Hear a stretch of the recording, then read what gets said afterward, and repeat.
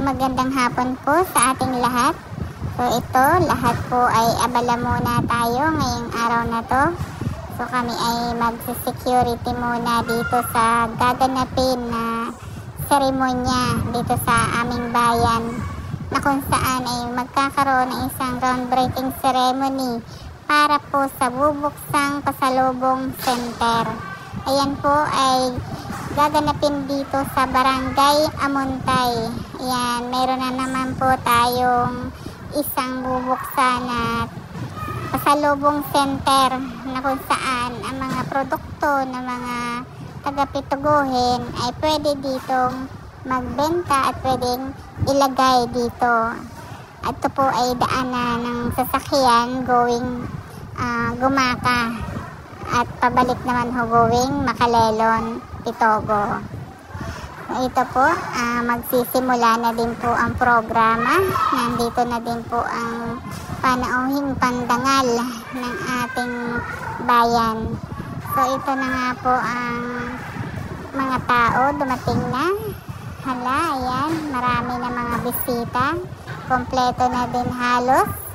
At saka po yan, mga busy na po lahat ang mga tao. At ito pa po, nagsisimula na nga po ang programa. Indikasyon po na pagod na ulit ako. Pero wag po kayong mag-alala. Huhupa din ito mamayang gabi. Lalo tigit may senior citizen ang kaharap. Nasaktuhan nandiyan po kayo sa unahan. Alam niyo po kung bakit po ako lumapit sa inyo? Gusto ko po ng amoy kating ko. Sakto, paglapit ko, positive. Mahalimuyak. Tawa si Alitan Chan. Magandang hapon po sa inyong lahat. Ako po ay natutuwa na muling nakabalik dito po sa ating minamahal na bayan at syempre dito po sa Barangay Amuntay. Nagpapasalamat po ako sa atin pong mahusay na punong barangay. Palakpakan natin ang host barangay, Kapitan Noe Pobes. Boss.